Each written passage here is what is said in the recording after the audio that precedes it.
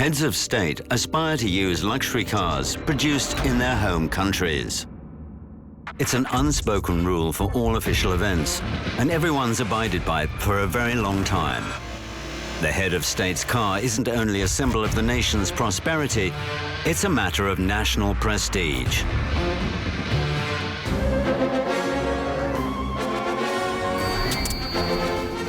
Joe Biden uses the so-called Cadillac One limousine. Nicknamed the Beast, it has an armored body and weighs 10 tons. Boris Johnson gets driven about in a Jaguar. Queen Elizabeth rides in a Bentley. Angela Merkel's car of choice is an Audi, while the French leader Emmanuel Macron uses a converted Citroën DS7.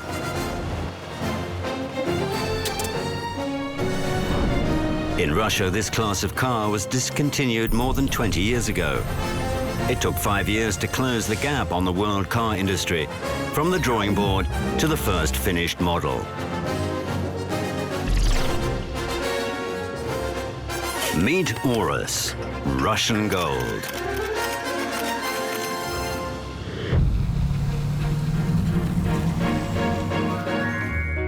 Heads of state's vehicles have always been a matter of the highest national priority. The first luxury car used by a Russian emperor, Nicholas II, was the French Delaunay Belleville. Lenin, leader of the world's proletariat, was partial to English cars. This is the world's only snowmobile based on a Rolls-Royce, and it handled the challenging off-road conditions very well. Stalin was afraid of possible assassination attempts. One of his favorite armored cars was an American Packard. He rode in it until the late 1940s, when the USSR started producing an equivalent of its own, the armored ZiS-115. The next USSR leader, Khrushchev, firmly believed that people loved him, so he didn't use armored vehicles and took a special liking to domestically built convertibles. However, Soviet leaders had to go back to using armored cars after a failed attempt on Brezhnev's life in January 1969. The last ZiL to drive the head of state passed from the president of the Soviet Union, Mikhail Gorbachev, to the president of Russia, Boris Yeltsin. The Soviet Union collapsed, and so did the country's economy.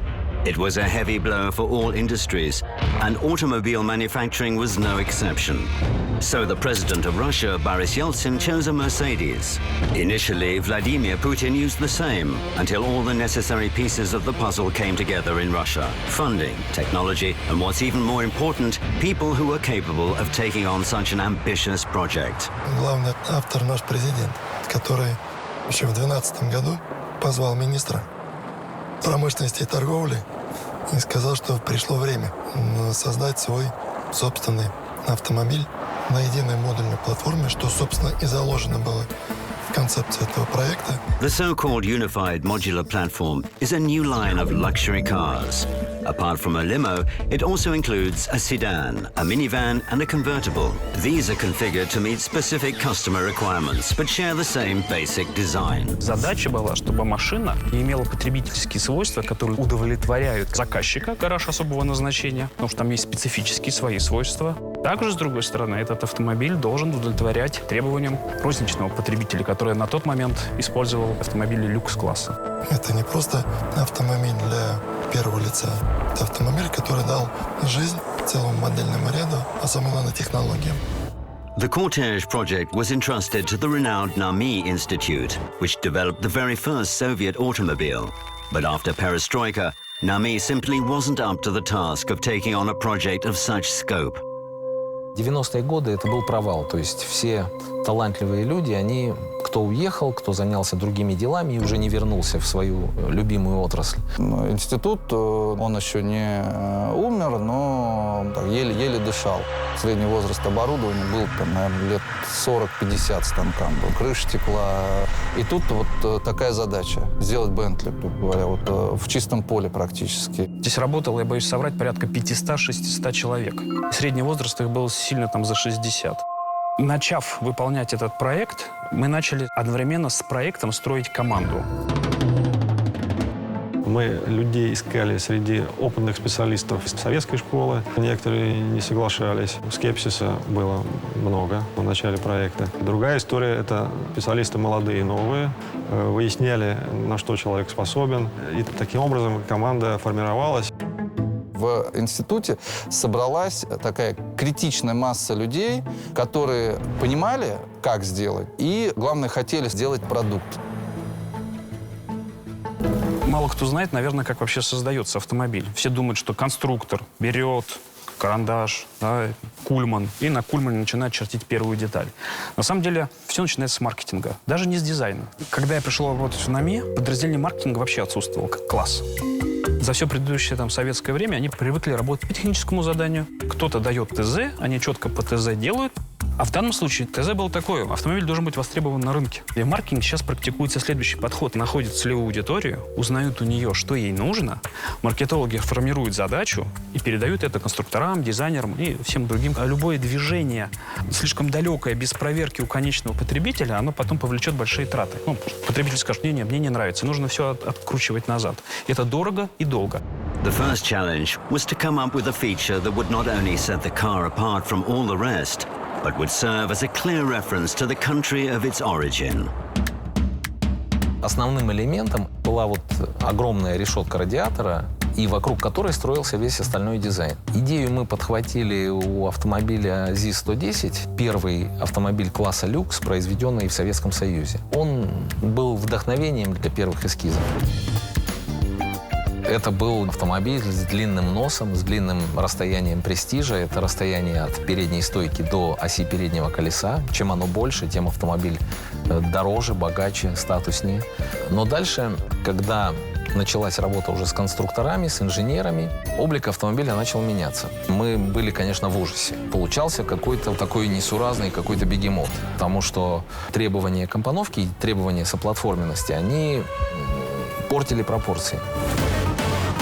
Совещание на повышенных тонах. Конструктора во всем обвиняют дизайнеров, дизайнеры во всем обвиняют конструкторов. Конструктора, они хотят, чтобы было все проще и технологичнее, а дизайнеры хотят, чтобы все было красивее. Эти противоречия, они всегда существуют. То есть, когда красиво, тогда не технологично. А если просто, то это не очень красиво. И вот в этой части у нас происходили битвы. Очень полезное мероприятие, которое предложили наши маркетологи, Car Clinic. Мы берем самые первые работы, которые только появились. А в данном случае это был просто выполненный из пенополиуретана один в один макет автомобиля. Пенопласт на колесах, по большому счету. Мы вклеили стекла, выкрасили его автомобильной краской, так, чтобы он выглядел как вот полностью тонированный автомобиль. Мы узнали, что можно получить мнение людей, которые эксплуатируют такие машины, дорогие, люксовые. 60 владельцев Роллс-Ройсов и Бентли. Каждый индивидуально заходил в помещение, где стоял наш макет. Слева и справа стояли прям реальные конкуренты. И мы опрашивали владельцев. Нравится ли вам автомобиль? Как вы можете его похвалить? Можете ли его поругать за что-то? И все это на карандаш. Мы получили результат по экстерьеру, просто разгромный. Нам сказали, выглядит старомодно, выглядит слишком просто. Как же так? Мы же вот тут вроде бы как советовались, говорят, что неплохо. Не специалисты, а именно те люди, которые увидели это первый раз, они, в общем-то, достаточно серьезно, отрицательно высказались о том, что мы сделали. Мы, как дизайнеры, отбили у конструкторов порядка 200 миллиметров, чтобы капот стал длиннее, и автомобиль стал смотреться необычно, по-особенному, я бы даже сказал, по-русски. То есть вот говорят, типа, а что у вас русского в вашем дизайне? А это вот когда дизайнеры с конструкторами бьются друг с другом, и потом что-то получается, и автомобиль начинает выглядеть по-нашему. Горизонтальные линии, они делают объект более стремительным, более быстрым. Вертикальные линии делают объект более статусным, более твердым, более уверенным. Если посмотреть на наш автомобиль, это колоннада серьезного, крепкого, настоящего здания, которое ничем не нарушишь, ничем не подвинешь. The second car clinic is done after the interior of the vehicle is completed. The third is carried out when the vehicle is ready to drive. Тем самым мы вот так шаг за шагом готовим автомобиль к тому, чтобы в тот момент, когда он вышел на рынок, он удовлетворял всем пожеланиям нашей целевой аудитории. We've learned enough about the exterior, but what's under the hood? What criteria should automobile number one meet? Потребительские характеристики потенциального автомобиля мы выписываем в виде одного документа, он называется «Каталог ключевых характеристик». Там порядка 500 позиций. Например, мы пишем «плавность хода по булыжной мостовой». И нужно указать, какая это плавность хода. Она должна быть лучше, чем у всех конкурентов, такая же или нам не важно. Конечно, кажется, поставьте все лучше всех, и получится автомобиль идеальный. Но получится в 10 раз дороже конкурентов. Например, когда мы писали плавность хода, мы ставили, что плавность хода должна быть лучшая среди наших конкурентов, потому что мы строим автомобиль вокруг заднего пассажира. Поэтому в следующей строчке, например, управляемость пишем не лучшая, а на уровне, потому что в данном случае нам управляемость острая, такая, которая захватывает владельца, не нужна. И вот так 500 пунктов проранжировано, и они передаются потом конструкторам, дизайнерам, и они смотрят на них и начинают делать автомобиль, который соответствует данному документу. Если мы посмотрим на создание новых моделей автомобилей у конкурентов, всегда берется за основу предыдущая модель, предыдущая генерация. Наш проект уникален в том числе тем, что он, по сути, стартовал с нуля. Конечно же, мы используем какие-то мелкие элементы, которые стандартизованы, которые подходят ко многим современным автомобилям. Но все остальное — это системы, подсистемы, компоненты, созданные с нуля специально под наш проект. И, соответственно, фронт работ колоссальный. Он гораздо больше, чем у традиционных автопроизводителей при классическом переходе с одной модели на другую. The project was already well underway when the international situation changed abruptly. Tensions between the West and the East that started in 2014 severed seemingly strong economic ties between countries. В проект мало кто верил, особенно кто был вовне. Они думали, поработают, дальше ничего не получится. И поставщики с нами примерно так же общались. То, что проект поехал, как раз очень большая заслуга, конечно, вот этих наших компетенций в области 3D-печати. Мы исторически одни из первых в стране, кто этими технологиями овладел. Это значительно позволяет сократить сроки изготовления прототипов автомобилей. Весь интерьер, система кондиционирования, много деталей печатали на 3D-принтерах для первых прототипов. У нас одно из самых современных и хороших литеек по цветному литью. Служба главного металлурга вместе с литейщиками делают хорошие, сложные вещи. По мехобработке очень хорошая база производств, разнообразный современный станочный парк. Самое главное — специалисты и операторы, и технологи.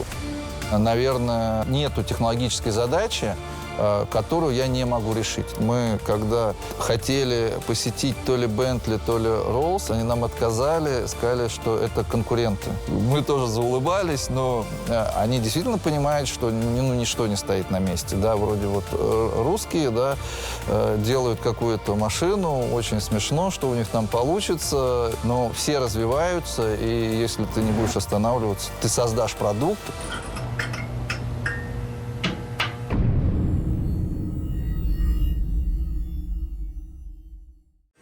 Today, you can't simply go and reinvent the automobile. The only way to break any new ground in the car industry is to build on existing global expertise. Двигатель, который был разработан еще в 19 веке, поршневой.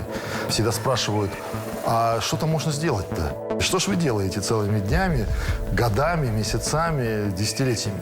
Как любой технический объект, двигатель, он развивается под новые требования, новые технологии. Как известно, мы его спроектировали в партнерстве с одной именитой компанией. Иногда можно встретить мнение, что мотор заимствован от другого автомобиля. Это, конечно же, не так. Двигатель спроектирован по нашему техническому заданию в соответствии с требованиями именно автомобилей Aurus. The vehicle features a hybrid engine producing 600 horsepower. It hits 100 kilometers an hour in 6 seconds. Нам, как владельцам автомобиля, надо двигатель. Главное, чтобы он был отзывчив. На нажатие на педали газа вы должны мгновенно получать то удовольствие, ради чего вы покупаете машину. Да? Приятное вдавливание тела в сиденье.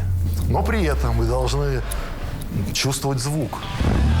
Aurus очень правильный автомобиль, потому что если вы двигаетесь мягко и солидно, то и звук мягкий и солидный. Если вы хотите нажать на педаль и почувствовать мощь 600 лошадиных сил, то он рявкнет как 600 лошадиных сил, а не бархатистым, нежным голосом. The biggest issue naysayers have with the vehicle is, what's Russian about it? Porsche participated in developing the engine, and some of its parts are imported from abroad. Насколько я знаю, нету ни одной страны в мире, которая все комплектующие, даже на двигатель, делает у себя на территории. У Rolls-Royce спросили, что в вашем автомобиле английского? Сколько деталей производится в Англии? 10%. И спросили, почему? Потому что мы хотим, чтобы машина была не только английская, но и самая лучшая. Так же и здесь. Мы хотим, чтобы машина была не только русской, но и самой лучшей. Есть определенные узлы-агрегаты, которые невозможно изготовить на территории России.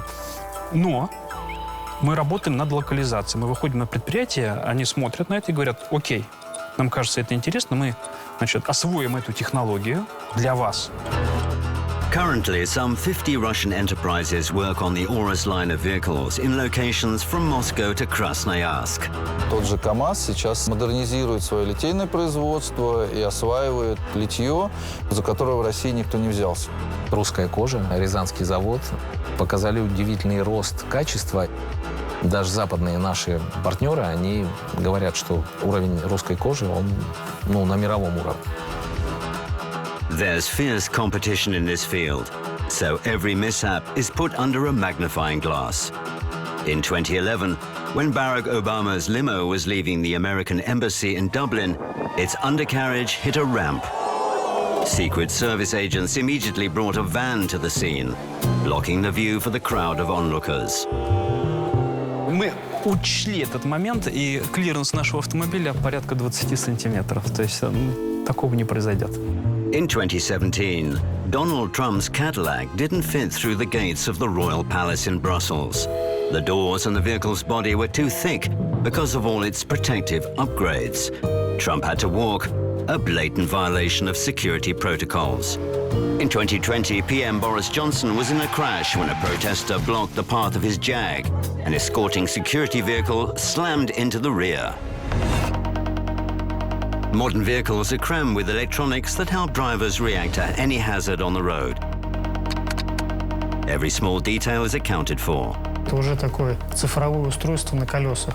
Большинство автомобильных производителей, мы в том числе, ставят перед собой задачу повышения безопасности и повышения комфорта передвижения. Если говорить про безопасность, то здесь, безусловно, огромную роль играют сейчас различные системы помощи водителю при выполнении каких-то маневров. Мы их называем ADAS-системы. Они были адаптированы к российским условиям. У нас есть северные регионы, там температура опускается до минус 40.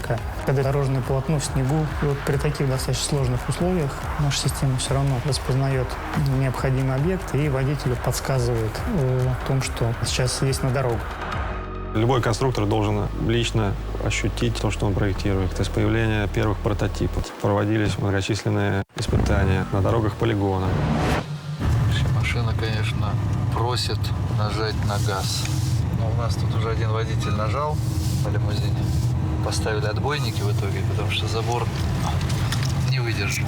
Before a vehicle can hit the road, it has to pass a series of tests under realistic conditions. And that's what the NAMI testing center is for. Для того, чтобы получить допуск на дороге, любой автомобиль должен соответствовать как минимум 60 критериям. Здесь и пассивная безопасность, и обзорность, и светотехника, экология, расход топлива, тормоза. Безусловно, самым выдающимся являются требования по активной и пассивной безопасности, потому что за этим требованием стоит сохранение жизни участников дорожного движения. Фронтальный удар, удар в бок. Как вы знаете, современные автомобили напичканы сложнейшими электронными системами. Венцом этой работы был так называемый краш-тест, чтобы гарантировать потребителю не только минимальный уровень безопасности, но и уровень, существенно превышающий его.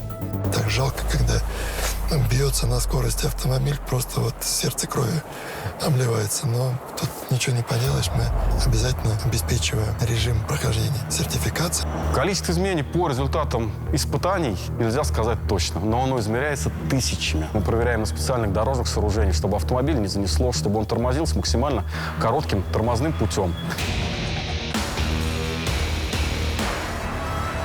Полигон обладает 15 типами различного покрытия на дорогах. Отдельная история – это так называемые булыжные кольца или комплекс спецдорог. Булыжник здесь расположен для того, чтобы подтвердить надежность автомобиля, потому что при езде по булыжнику возникает вибрация различного уровня. При проезде по булыжнику мы приравниваем 1 километр от 7 до 20 километров по обычным дорогам. То есть коэффициент ускорения и износа колоссальный.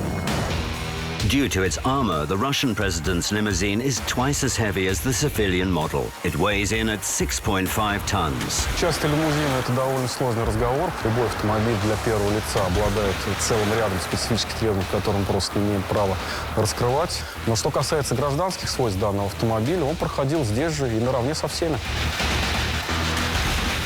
When automobile number 1 was finished, and everyone agreed it was the kind of car the head of state should use, yet another brainstorming session was held. Поначалу казалось всем, что придумать название — это просто сейчас сядем все вместе, каждый накидает варианты, и вот оно название. Потом вскрылось. А как же это название будет звучать на иностранных языках? Перед тем, как придумать название, нужно, чтобы была четкая философия у бренда. Зачем этот бренд пришел в этот мир? Какая его цель?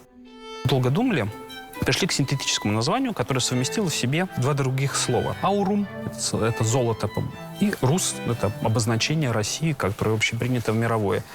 Мы проверили звучание на 24 языках. Все, звучит хорошо.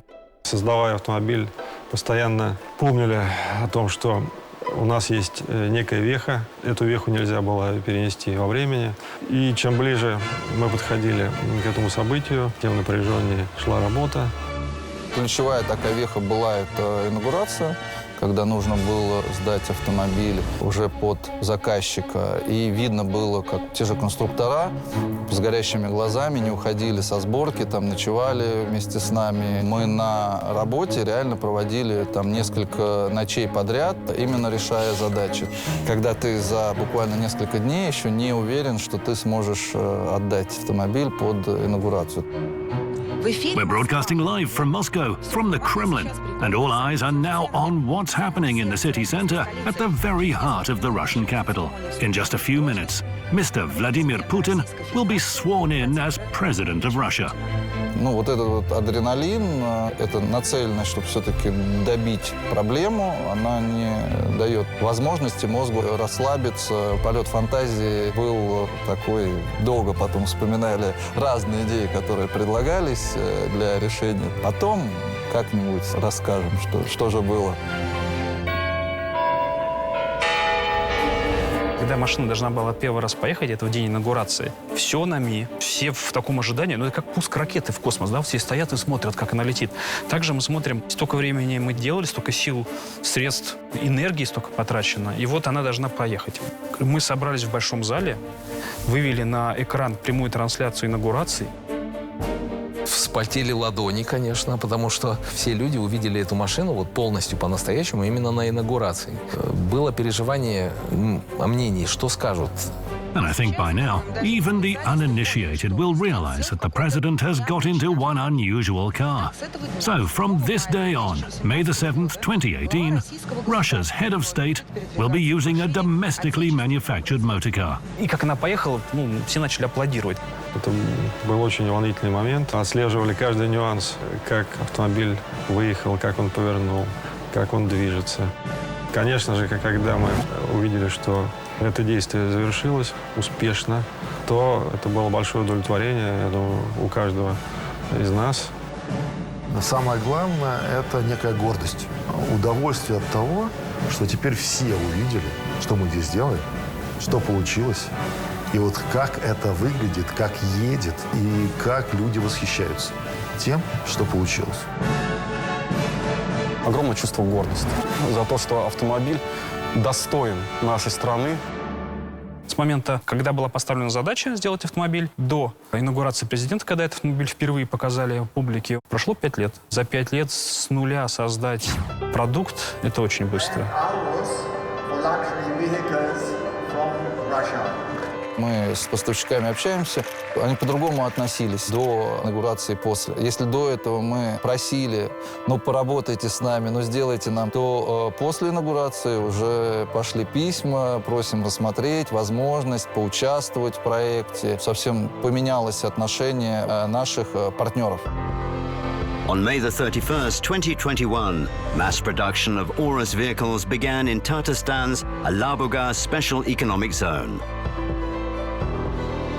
Рассчитываем, что серийный выпуск автомашин «Аурус» усилит присутствие российских автомобилей и на международном рынке. Как вы знаете, я езжу на таких машинах и сам за рулем неоднократно бывал. Это действительно достойная, качественная машина, соответствующая всем мировым стандартам. The first car that rolled off the assembly line was a luxury sedan, the Aurus Senat. In the future, this factory will also produce SUVs. При всей серийности это все равно будет штучное производство. В люксовом сегменте все машины производятся штучно, они максимально кастомизированы, и каждый автомобиль, соответственно, ходит под индивидуальный заказчик. Главная задача Ауруса как проекта – это поднять уверенность в том, что мы можем создавать правильный продукт. Мы стремимся дойти до порогов 5000 автомобилей в год разных модификаций. Накопленная компетенция дала нам возможность поднять планку и выйти на уровень разработки и производства премиального сегмента. Мы должны были продемонстрировать зрелость нашего автопрома. The Aurus started off as an exclusively presidential vehicle for the head of state's use. But now, it's being used more and more for private trips. Надо пристегнуться, наверное, а то потом штраф придется платить. Так у нас все время получалось в России. Если мы что-то захотели, вот реально захотели, то тогда это получается. Я понимаю, что, скорее всего, в моей жизни больше таких проектов не будет. Ну, если вспоминать ЗИЛ, да, меня тогда еще не было. Следующий проект, возможно, меня уже не будет. Удалось создать конкурентоспособный продукт. Семейство автомобилей, исполнение бронированное и легкое. И все это создано на единой платформе. Пожалуй, таких проектов в мире, может быть, даже больше и нет.